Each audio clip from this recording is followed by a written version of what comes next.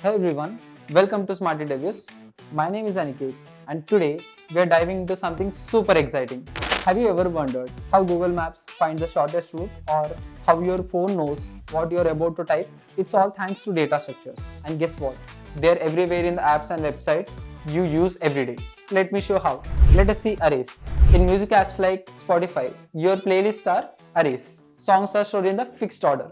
Even product listings on Amazon, where items are shown in rows, use arrays. Next comes linked list. Your browser history works like a linked list. Every web page is linked to the previous page and the next page, making it easy to go back and forward.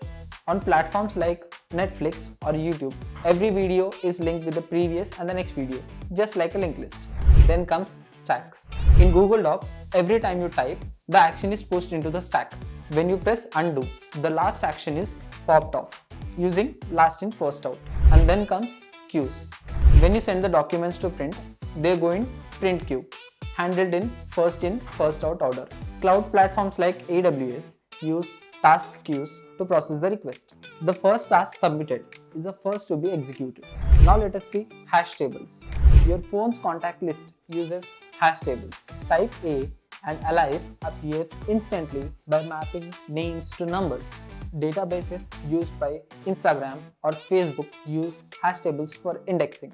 So finding user profiles or posts happens in a flash. The next one is graphs.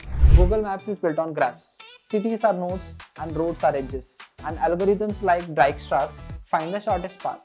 On social media platforms like Facebook or LinkedIn, your network of friends or connections form a graph. Users are nodes and friendships are edges. And now comes heaps. Operating systems like Windows use heaps for task scheduling, giving priority to important tasks. Gaming leaderboards like in PUBG or Fortnite use heaps to keep the top scores sorted. So the next one is tries.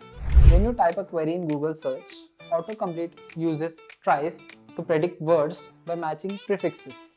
Smartphone keyboards also use tries to suggest words as you type, speeding up your responses. And the last one is trees. Your computer file system is a tree. Folders branch out into subfolders and files. Websites like Amazon or Wikipedia use HTML DOM trees to structure their pages. Elements like headings, images, or links are nodes of a tree.